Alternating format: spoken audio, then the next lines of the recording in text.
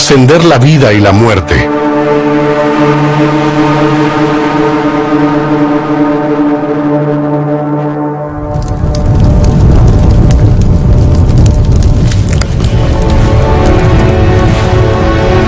Elimina todos los pensamientos de tu vida y muerte.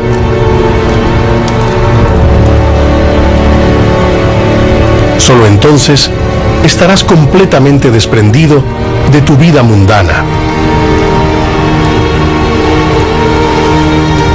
Un guerrero leal es un hijo de corazón puro. Ten la competencia de centrar tu atención en erradicar a tu enemigo con inquebrantable determinación.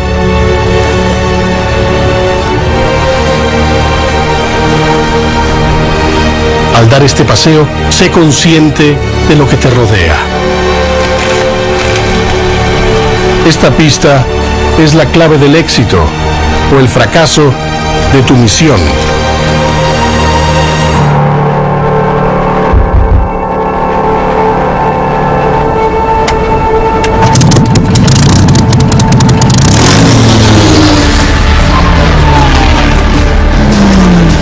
De repente, sientes que flotas en el aire.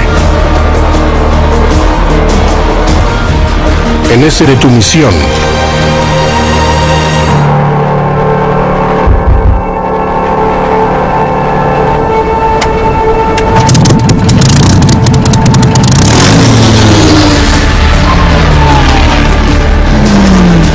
De repente, sientes que flotas en el aire.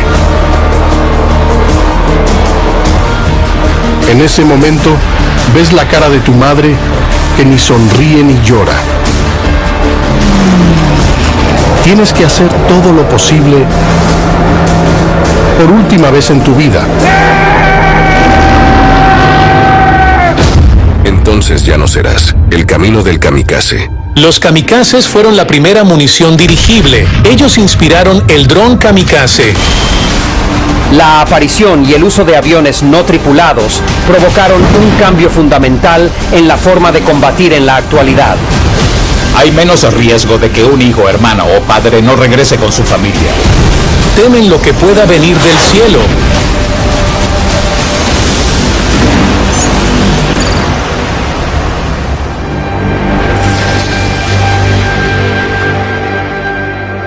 Los acontecimientos descritos están dramatizados. Tener ventaja sobre el enemigo es crucial en la guerra. Desde el reconocimiento hasta el conflicto real, el bando que puede ver el territorio de la pelea controla la batalla, y cuando se trata de la guerra moderna, para dominar la tierra el secreto es controlar los cielos. Los horizontes siempre han sido muy importantes para los líderes militares. Desde Alejandro Magno, querían tener un sentido de la perspectiva en el campo de batalla.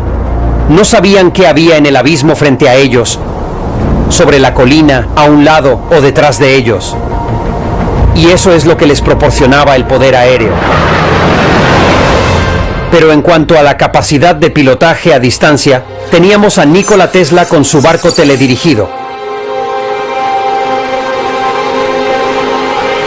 Y luego estaban las misiones de reconocimiento aéreo llevadas a cabo por los británicos en la Primera Guerra Mundial. Hoy, esta inestimable visión del campo de batalla la proporcionan en gran medida los drones. La definición de drone es la de un sistema electrónico, sin operador en la cabina. Existen varios tipos de drones: drones navales, drones submarinos, drones terrestres, que en la mayoría de los casos se denominan robots. El tipo de dron más conocido en el mundo es el avión o sistema no tripulado. Cuando se trata del ejército, siempre son las tareas monótonas, sucias y peligrosas en las que no quieres arriesgar a tus soldados.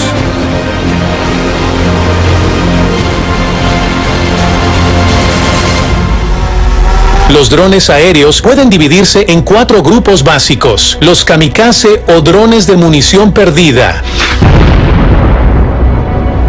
ISR, que son drones de inteligencia, vigilancia y reconocimiento, drones armados y de combate. El primer tipo de dron militar moderno se inspiró en un modelo usado por los japoneses. Estos eran los kamikazes.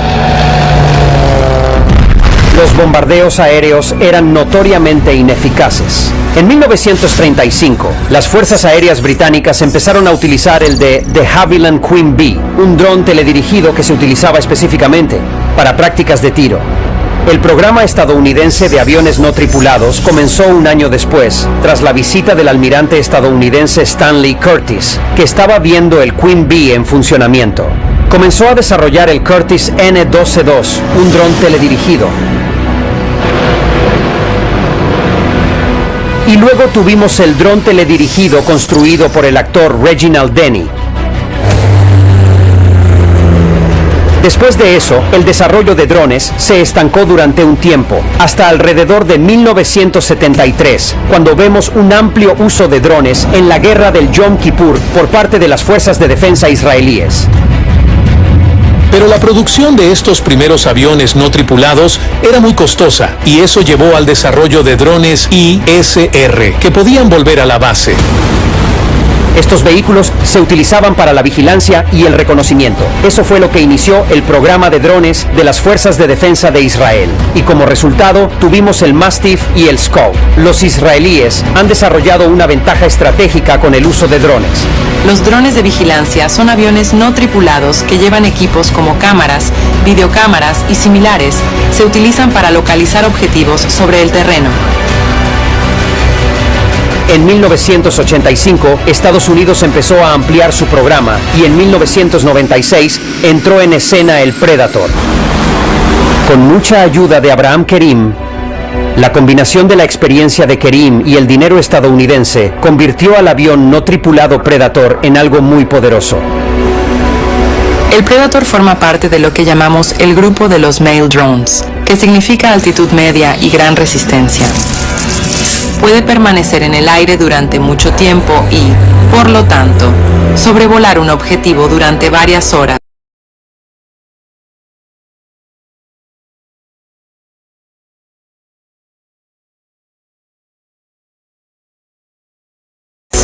Durante los conflictos de Irak y Afganistán, asistimos a un aumento del uso de drones a medida que Occidente confiaba cada vez más contra el terrorismo. La estrategia consistía en atacar, encontrar y matar a los responsables de los atentados.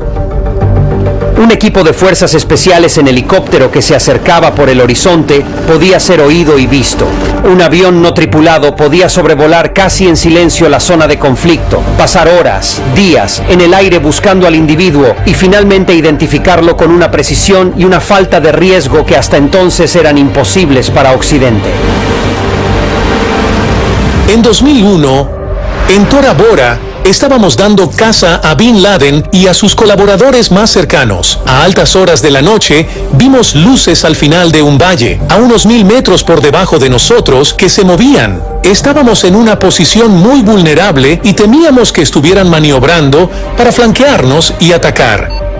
Pedimos apoyo aéreo, pero no había nada disponible, salvo un dron Predator desarmado.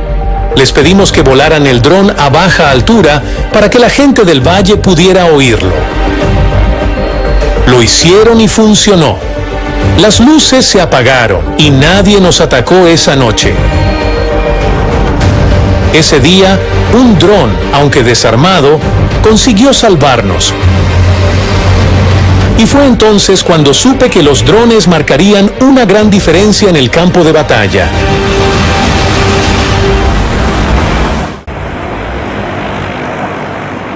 Pero a veces eso no es suficiente si no tienes la capacidad de atacar un objetivo que has identificado. De hecho, hubo un incidente antes del 11 de septiembre en el que los operadores de drones creyeron identificar a Osama Bin Laden sobre el terreno. Pero el ataque que se ordenó acabó llegando demasiado tarde.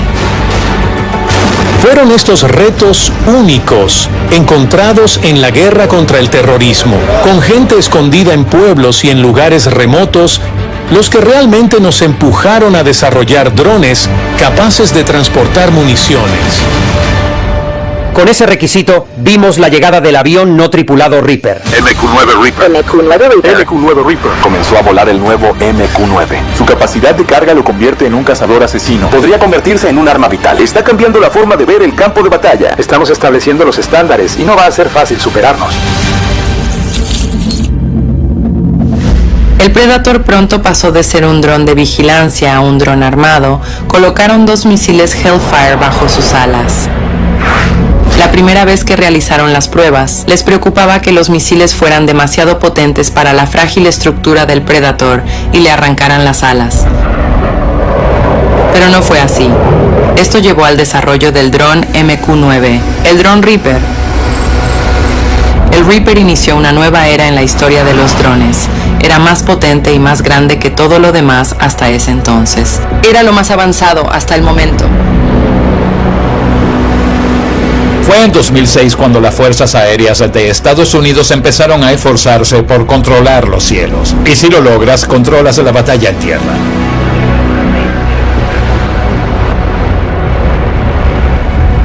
Cuando la gente piensa en drones, piensa en el Reaper, que se dio a conocer a todo el mundo durante las guerras de Irak y Afganistán. Debido a su éxito en ambas zonas de guerra, el dron se convirtió en algo habitual en el campo de batalla. El catalizador del avión no tripulado Reaper fue el gran número de objetivos que la guerra mundial contra el terrorismo ofrecía a los militares. Para satisfacer esta demanda se necesitaba una mezcla perfecta de alcance, artillería y vigilancia, todo en la misma plataforma. El Reaper MQ-9 es una evolución del Predator MQ-1. Es como su primo mejorado. El MQ-9 es más grande, sofisticado y potente que el Predator en todos los sentidos. Tiene mayor capacidad de carga y sistemas más sofisticados. Puede llevar más armas y misiles. También puede permanecer en el aire durante más tiempo, unas 27 horas o más. Vuela más alto, lo que le permite esquivar más fácilmente los sistemas antiaéreos. Y alcanza una velocidad máxima de 550 kilómetros por hora.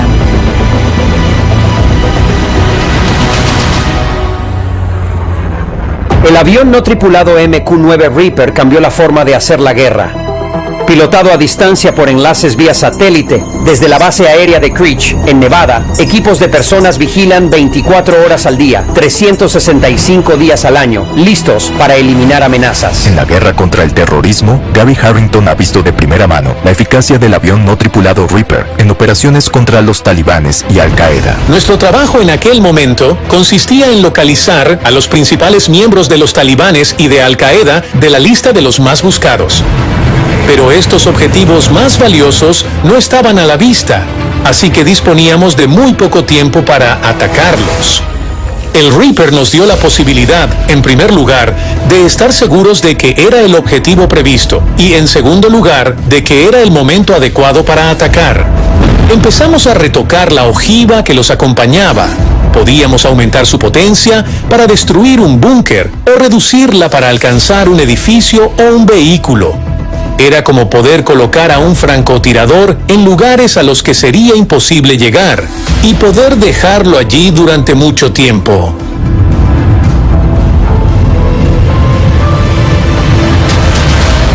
Es el arma perfecta para una era de guerra perpetua. La CIA afirma que 7 de sus empleados murieron y otros 6 resultaron heridos en un atentado suicida. El atentado tuvo lugar en la ciudad de Khost, en una provincia fronteriza con Pakistán y fortaleza talibán. Los talibanes asumieron la autoría del atentado. Ese ataque que vieron es solo la primera de nuestras operaciones de venganza contra los estadounidenses y sus aviones no tripulados. La CIA publicó una carta del presidente Obama donde expresa que las víctimas proceden de un largo linaje de patriotas. Ese ataque fue devastador y Estados Unidos quería que Al-Qaeda supiera que íbamos por ellos. Así que la política estadounidense hacia los terroristas se convirtió en cortar la cabeza de la serpiente.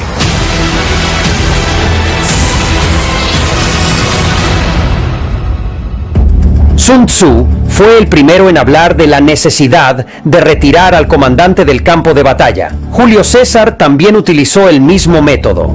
El teórico militar británico John F. Fuller teorizó sobre la capacidad de decapitar a un adversario, de causarle la muerte cerebral matando al comandante y retirándolo del campo de batalla. Y a finales de 2009, cuando Al-Qaeda llevó a cabo su exitoso ataque suicida contra la sede de la CIA en Khost, matando a 7 empleados, se creía que Al-Yemeni era la cabeza de esta serpiente. La CIA quería desesperadamente encontrar a los autores y organizadores de este acto. Notificaron al centro de operaciones que esto superaba todas las misiones en curso y que todo el mundo tenía que inmiscuirse. Querían ojos sobre Al-Yemeni y sus asociados inmediatamente. La NSA interceptó comunicaciones de Al-Qaeda felicitando a Al-Yemeni por el éxito de su operación. Esta llamada procedía de la zona cercana a un complejo en Miran Shah, Pakistán. Querían a alguien con experiencia para comandar las operaciones en esa zona. Una noche estaba durmiendo y recibí un mensaje de la embajada, porque había llegado un mensaje de NIAC que significa acción nocturna requerida. Esto indica que este mensaje requiere atención o acción inmediata. Esto quiere decir que este mensaje requiere atención o acción inmediata, independientemente de la hora del día o de la noche. Debido a mis años de experiencia en la búsqueda de talibanes y Al-Qaeda en las zonas tribales de Pakistán, me llamaron al centro de operaciones. Cuando entré en el centro de control, un jefe me estrechó la mano y me dijo: tenemos una posible ubicación de un refugio, pero está conectado a un bloque de apartamentos y no estamos seguros de que Al-Yemeni esté allí. ¿Puede echar un vistazo? El lugar estaba en medio de una ciudad. Había mucha gente inocente en los alrededores y no se podía hacer algo, como lanzar una bomba o aterrizar algo como las fuerzas especiales. Así que la decisión final fue utilizar un avión no tripulado.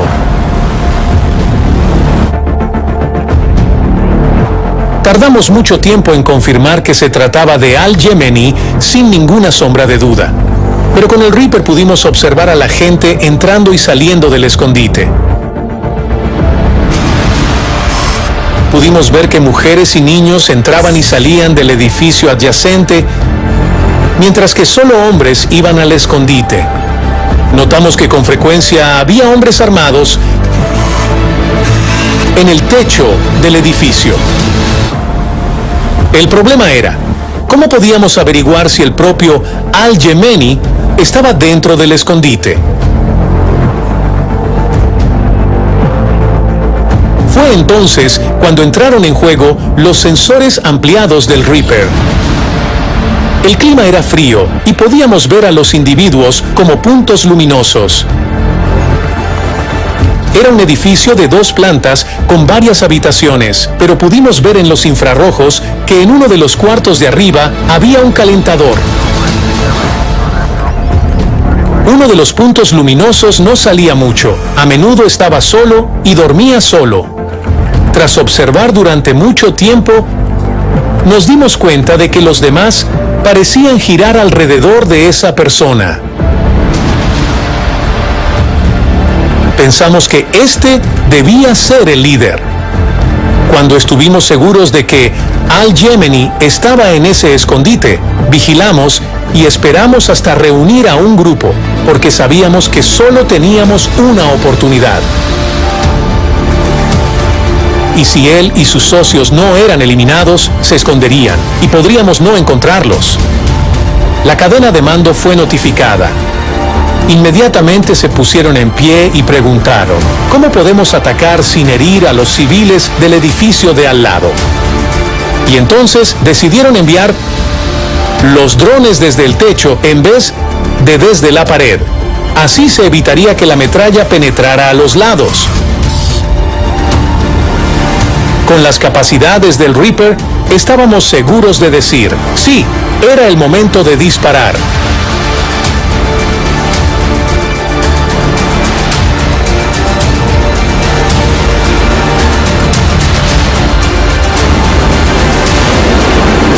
Se dispararon varios misiles y murieron todas las personas que estaban en la habitación con Al-Yemeni, justo en ese momento.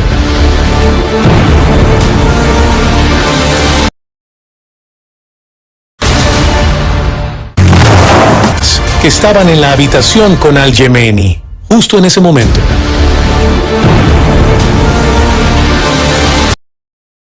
Civil inocente resultó herido. Buscan a sospechosos de terrorismo en las montañas del sur de Afganistán. Acabamos con su infraestructura y estamos atacando las cuevas que utilizan. Estamos desgastando a Al-Qaeda. Estamos avanzando en nuestro objetivo principal, nuestra misión en Pakistán y Afganistán, que es desorganizar, desmantelar y finalmente derrotar a Al-Qaeda. El ataque contra Al-Yemeni fue un momento importante en la historia de la guerra con drones. A finales de los 2000, el mundo empezó a hablar de asesinatos planificados y ataques selectivos. En resumen, ataques fuera de las zonas de guerra oficiales y en países como Pakistán, Yemen y Somalia. En diciembre de 2009, se utilizaron drones para eliminar a Saleh al-Somali, el jefe de operaciones exteriores de Al-Qaeda. Se utilizaron drones para eliminar a los números 3 y 8 de Al-Qaeda. Esto ayudó a transmitir el mensaje de que Estados Unidos estaba tomando represalias contra Al-Qaeda. El Reaper fue una gran herramienta de combate. También ayudó en el ámbito político, porque no fue necesario enviar a personas al peligro o a territorio hostil para eliminar a un objetivo. La gente de la región sabía que los drones volaban sobre ellos, pero estaban tan altos que la mayor parte del tiempo no se les podía oír ni ver. Esta situación tuvo un enorme impacto psicológico. Las personas temían en todo momento lo que había en el cielo. Atacamos varias bases de entrenamiento de terroristas y pistas de aterrizaje. Creemos que ahora somos capaces de realizar ataques casi sin parar. El ataque contra los talibanes y Al-Qaeda fue intencional. El grado de destrucción varía según el efecto deseado. Estamos imponiendo ataques severos. Puedo confirmar al pueblo estadounidense y al mundo. Estados Unidos llevó a cabo una operación que acabó con la vida de Osama Bin Laden, líder de Al-Qaeda y terrorista, responsable del asesinato de miles de hombres inocentes, mujeres y niños. El mundo es un lugar más seguro gracias a la muerte de Osama Bin Laden. El asesinato de Osama Bin Laden provocará atentados en represalia. Los líderes restantes de la red intentarán honrar la muerte de Bin Laden con atentados en su honor. Y finalmente derrotaremos a Al-Qaeda. Vamos a cortarle la cabeza y vamos a derrotarla. Esta idea de decapitación cautivó la imaginación de los dirigentes occidentales, ya sean políticos o militares. Sin embargo, su uso en términos militares en las campañas de los últimos 25 años, ya sea contra el Estado Islámico o los talibanes, o destruyendo el cuartel general ruso y sus generales en Ucrania, no ha tenido mucho éxito. Esta estrategia de decapitación depende de un ejército comandado por un único comandante supremo, un individuo que comanda todo lo demás. Pero lo cierto es que Al-Qaeda no seguía una estructura rígida con una sola cabeza. No era como pensamos, no era como una serpiente, era más bien como una hidra. Tenía varias cabezas y cada vez que se cortaba una, crecían dos en su lugar. El Reaper y otros drones armados se convirtieron en algo tan habitual en las operaciones occidentales que resulta difícil imaginar cualquier acción militar que se lleve a cabo sin la presencia de uno de ellos.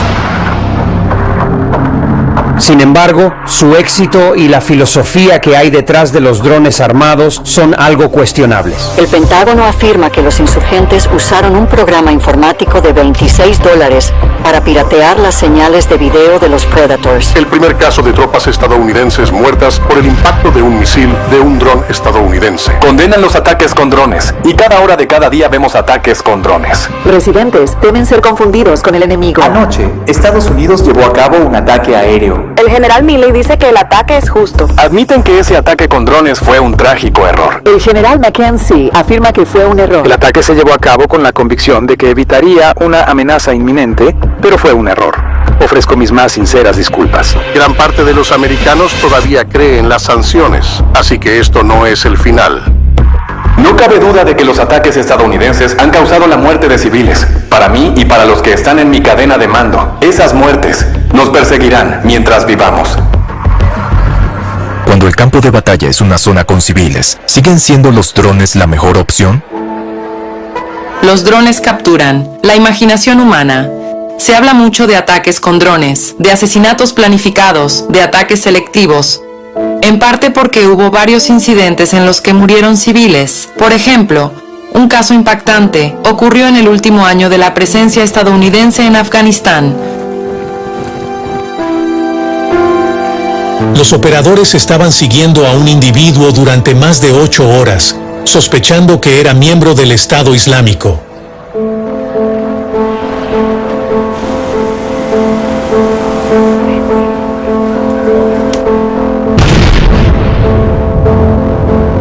Tras el atentado, descubrieron que el sospechoso era en realidad un empleado de una empresa con sede en Estados Unidos y que este ataque se cobró la vida de 10 personas inocentes, 7 de ellas niños.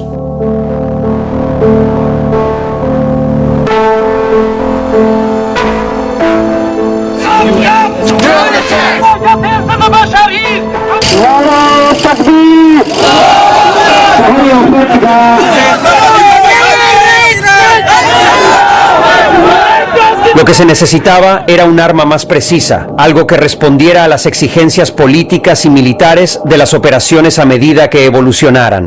El sábado, Estados Unidos completó con éxito un ataque aéreo y mató al emir de Al-Qaeda, al-Zawahiri. Tras 21 años de caza, el gran avance se produjo en Kabul. Las agencias de inteligencia estadounidenses lo localizaron en un escondite en el centro de la ciudad. Era esencial para la estrategia de Al-Qaeda. Tiene un gran impacto en Al-Qaeda y su red global de afiliados. Ahora está recibiendo la misma justicia de nuestro creador que recibió Bin Laden. A las 6:18 a.m. del domingo, apareció en la terraza y un avión no tripulado de la CIA disparó 2 misiles Hellfire contra el edificio. Los estadounidenses dicen que no murieron civiles en el ataque. Se utilizaron cuchillas, no cabezas nucleares, para cortar en lugar de volar el objetivo. Para el ataque contra al-Zawahiri se utilizó el Reaper con misiles Hellfire RX-9 modificados. Este misil no detona. En su lugar aparecen cuchillas justo antes del impacto que cortan el objetivo. Son tan precisas que atraviesan ventanas y eliminan objetivos sin causar mucho daño en la habitación o el vehículo. Durante décadas, los drones se utilizaban solo en operaciones militares, pero entonces, después del año 2010, los drones civiles, los utilizados comercialmente, despegaron de verdad. En 2006, la Administración Federal de Aviación autorizó por primera vez el uso de drones en Estados Unidos. En particular fue para ayudar con el huracán Katrina. El huracán Katrina se acerca ahora a la costa de Luisiana. Por primera vez se utilizaron drones Predator para buscar supervivientes y determinar los daños, con el fin de proporcionar a las autoridades información sobre lo que estaba ocurriendo.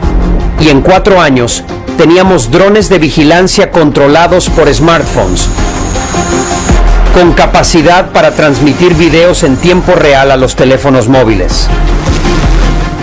La tecnología de los drones evolucionó mucho y va más allá del campo de batalla. No importa si hablamos de logística y entregas urgentes para Amazon, de cinematografía de vanguardia en la industria del cine, o de vigilancia remota de plantaciones u oleoductos.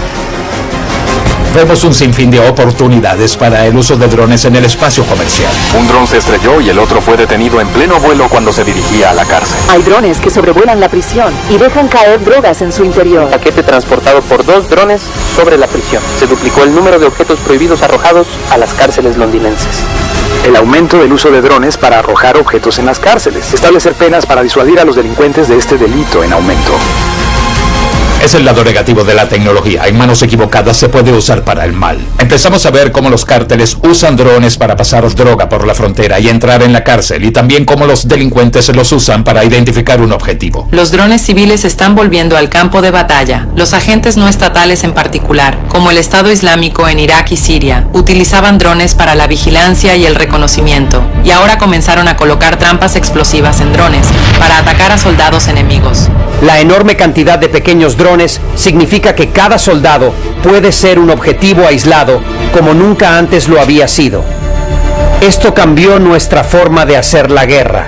Los drones se convirtieron en parte del campo de batalla, desempeñando un papel importante en zonas de tensión mundial, como en Siria y Ucrania, y también en guerras territoriales, como entre Azerbaiyán y Armenia. Siguen atacando a civiles azerbaiyanos, y como toda nación, también tenemos derecho a defendernos. Y en el frente hay una mezcla de guerra de trincheras y la nueva tecnología de aviones no tripulados, la herramienta definitiva de reconocimiento y seguimiento en terreno montañoso. Incluso en Nagorno-Karabaj pudimos comprobar cómo los soldados empezaron a confiar, a depender de la cobertura aérea para la vigilancia. Durante casi 2 décadas, los dos bandos estuvieron empatados, con los armenios asentados en una región muy montañosa llamada Nagorno-Karabaj. Los armenios contaban con el fuerte apoyo de los sistemas avanzados de artillería y antiaéreos rusos. Lo que ocurrió fue que los azerbaiyanos tomaron drones comerciales, los modificaron, les acoplaron equipos como cámaras y dispositivos explosivos. Con eso consiguieron identificar las posiciones y desde el punto de vista financiero neutralizaron una gran cantidad de hardware avanzado ruso.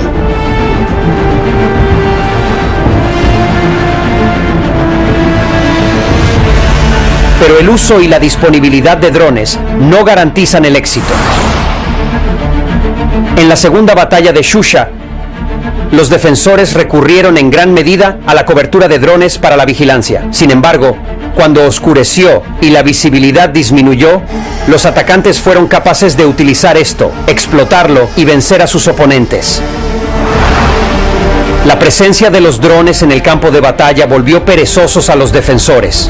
Los comandantes y soldados locales se volvieron dependientes de los drones.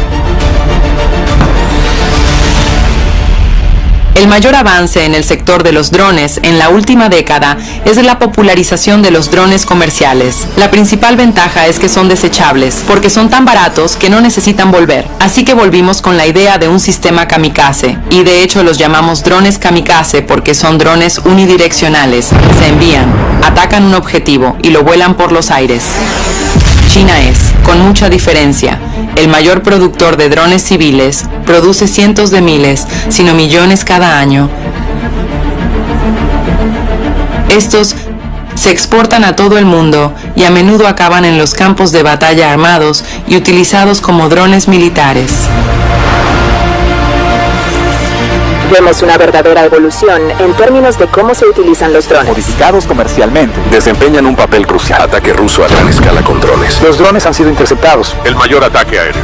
Dando forma al futuro de la guerra.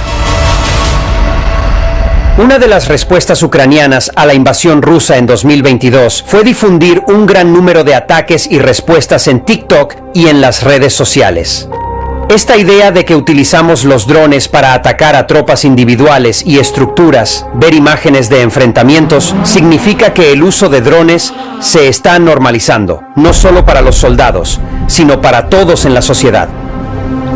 En la invasión inicial de Ucrania, miles de millones de dólares en armamento ruso entraron en el país y se dirigieron hacia Kiev.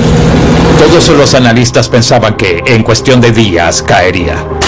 Sin embargo, lo que se vio en realidad fue que un grupo de soldados ucranianos de operaciones especiales, formados, equipados con vehículos todoterreno y drones explosivos, fueron capaces de anular masivamente, erradicar el convoy de miles de millones de dólares que se acercaba a Kiev. La invasión de Ucrania llevó, en cierto modo, a los rusos a librar una guerra de batallas atrincheradas en la que los ucranianos se limitan a sobrevolar con drones y lanzar granadas para causar enormes daños. En las batallas actuales, la idea de que todos los drones consiguen el objetivo es mentira. En Ucrania se sabe que vuelan 10 drones y solo pasa uno, pero cada uno de esos 9 requiere de un misil costoso para ser derribado. El oponente está perdiendo dinero derribando drones, mientras que el otro bando aún tiene el 10º para llegar al objetivo y destruirlo. Si inundas el campo de batalla con tantos recursos como sea posible, puedes dominar en esencia a tu enemigo, tanto en lo económico como en números. Hay avances con los drones de combate, capaces de enfrentarse a otros drones o incluso a aviones tripulados por pilotos humanos. Pero en el futuro, quizás los drones sean capaces de defenderse y pelear de forma autónoma de otros drones. A medida que se desarrollan estos nuevos drones, también lo hacen las estrategias para utilizarlos.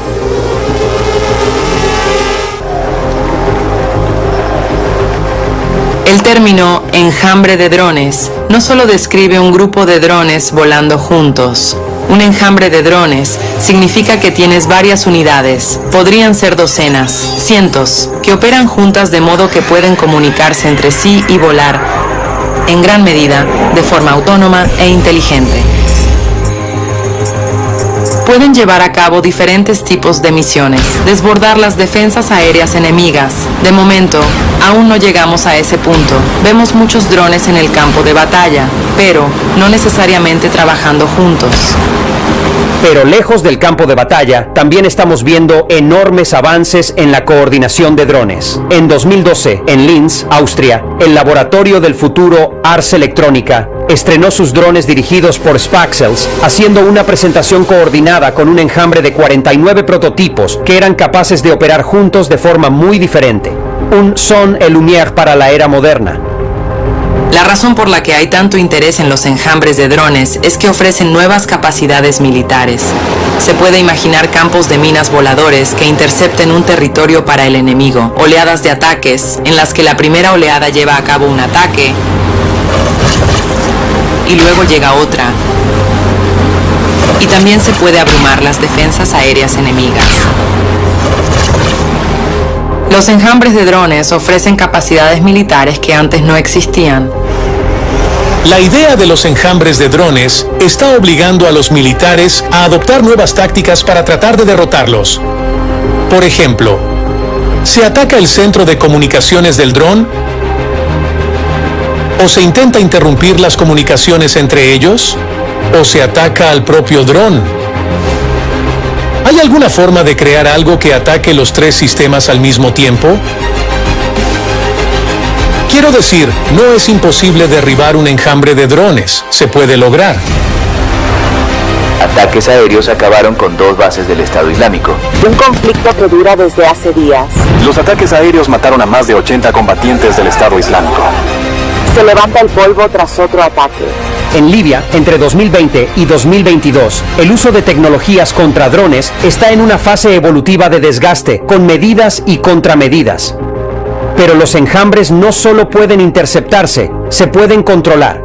Se podría utilizar un pulso electromagnético, un EMP, que dejaría fuera de combate las resistencias de control y los microchips dentro de los drones y los haría caer del cielo. Por otro lado, se podría secuestrar o tomar el control de los drones e incluso del enjambre, volviéndolos contra el atacante. La actual generación de drones es vulnerable, el enemigo los puede derribar o bloquear de forma muy fácil. Por eso, en este momento, estamos viendo un cambio hacia drones más sigilosos o que puedan volar más alto y más rápido, para que no se puedan derribar y destruir tan rápido. Muchas de estas debilidades de los drones y los enjambres se deben a la necesidad de que intervenga una persona.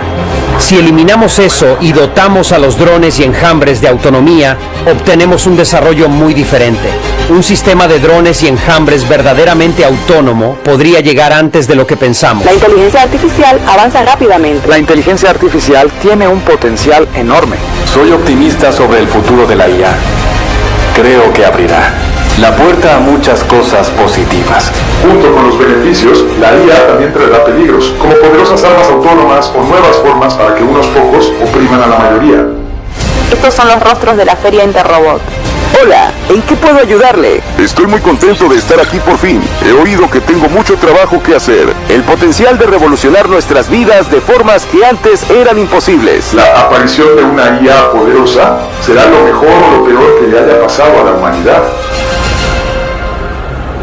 Los drones autónomos podrían ser nuestro futuro, a medida que la inteligencia militar adopte la inteligencia artificial. Una de las cosas que estamos viendo ahora es el auge de la inteligencia artificial en el campo de batalla. La IA será un importante multiplicador de fuerzas que dará lugar a sistemas de drones más complejos y avanzados, tanto para uso comercial como para uso militar. Uno de los problemas de la guerra moderna es el tiempo, la velocidad a la que suceden las cosas. ¿Tenemos tiempo para que una persona intervenga y tome una decisión? ¿Sería más eficaz desde un punto de vista militar que no interviniera una persona? ¿Dónde acaba esta evolución? No existe una buena definición de la diferencia entre autonomía y automatización. Muchos sistemas militares ya hacen muchas cosas automáticamente. No es solo el caso de los drones, que hasta ahora pueden despegar o planear automáticamente, sino también de otros sistemas usados en el campo militar, como el F-35. A medida que los drones se vuelven más sofisticados, también se vuelven más autónomos. Y esto no es solo algo que estemos pensando para el futuro. El Harpía-2 israelí es tan sofisticado que puede ser desplegado contra un objetivo, detectar otro de mayor prioridad y cambiar de curso de manera autónoma para destruir el objetivo de mayor prioridad.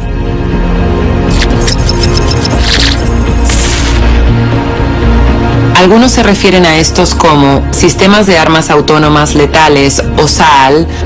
En las Naciones Unidas y también en Ginebra hay un gran debate sobre los SAL y si deberían prohibirse o establecer otras normas para garantizar que no se utilicen de forma totalmente autónoma en un campo de batalla. Estamos llegando a un punto en el que el aprendizaje automático está sustituyendo rápidamente a la toma de decisiones humana en el campo de batalla. Su tiempo de reacción es más rápido, pero existen tres grandes preocupaciones en relación con esos sistemas. La primera es tecnológica, la segunda es ética y moral, y la tercera es la seguridad. En primer lugar están las cuestiones tecnológicas, con preguntas como ¿funcionan tan bien como se anuncia? ¿Son demasiado vulnerables al sabotaje? ¿Es posible saber si están siendo saboteados? Debemos reforzar estos sistemas centrándonos en la ciberseguridad. No queremos entrar en batalla con un complejo sistema de dispositivos autónomos que se supone que te ayudarán a ganar y que tu adversario al final los modifique y los utilice contra ti. Eso es algo que debemos evitar. La segunda cuestión son las preocupaciones éticas y morales. ¿Debe una máquina dotada de inteligencia artificial decidir sobre la vida y la muerte de otro ser humano? Una de las cosas que estamos viendo es una menor dependencia de los seres humanos en el campo de batalla. Significa una menor exposición de un hijo, padre o madre al combate y su regreso a casa. Como ocurre con cualquier sistema automatizado, siempre puede haber errores de interpretación. ¿Era un hombre adulto portando un arma o en realidad era un agricultor portando una herramienta? ¿Era un grupo de terroristas reuniéndose? ¿O eran varias personas en un funeral? Recuerdo una ocasión en la que se identificó a un hombre buscado mediante un dron. Estaba en una mezquita y había un grupo de fieles inocentes. Así que la persona al mando de la acción tomó la decisión de no atacarle. El argumento en contra es que si el dron tiene la oportunidad de disparar allí mismo y matar al objetivo, ¿qué hace? Las máquinas solo aprenden las órdenes que les enseñamos y la guerra es implacable. El último tipo de preocupación alrededor de las armas autónomas letales es la política de seguridad. La adquisición de estos sistemas por parte de los estados podría conducir a una carrera armamentística, en la que los países se sientan obligados a adquirirlas y utilizarlas para protegerse. Además, existe el peligro de guerras relámpago en las que un sistema reacciona ante otro sistema autónomo y podríamos acabar en una confrontación militar, que nadie desea. Esta idea de que la máquina es capaz de priorizarse a sí misma es buena, es moral y éticamente aceptable si el código está escrito correctamente. Pero, ¿quién escribe el código? ¿Quién lo controla? El diseñador de software se convierte en una parte crucial de la cadena de destrucción. Pero, ¿Hasta qué punto están alejados de la realidad del combate donde se utilizan estas armas? Cuando sacamos a los humanos de la lucha, cambiamos el ímpetu moral y los obstáculos de la guerra. Y así, el mundo se volverá mucho más violento. Veremos más guerras, víctimas, muertes de civiles y más daños colaterales. La llegada de la IA al campo de batalla solo se debatió en los últimos 5 años. Gran parte del pensamiento contemporáneo en Occidente, a nivel gubernamental y militar, es que siempre habrá un ser humano implicado de alguna manera en cualquier sistema de armas.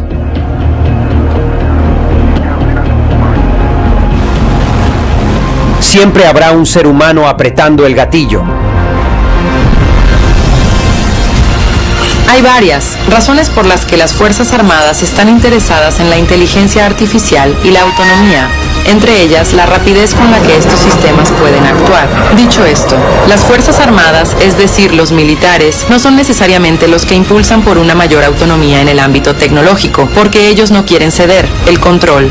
De hecho, lo que tenemos es un desarrollo tecnológico que hace posible una mayor autonomía, y por lo tanto, también lo vemos así en el ámbito militar.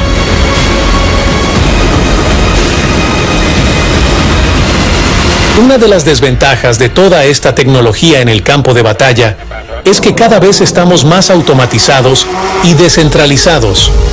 ¿Pero en qué momento eso se vuelve peligroso? Los avances tecnológicos son enormes, pero también están poniendo cada vez más poder en manos de menos personas. ¿Eso es bueno o malo? Es esencial que mantengamos una especie de brújula moral, un camino a seguir y que nos aseguremos de tener unos buenos y sólidos valores éticos morales a la hora de tomar decisiones. La tecnología de los drones planteó algunos problemas cruciales.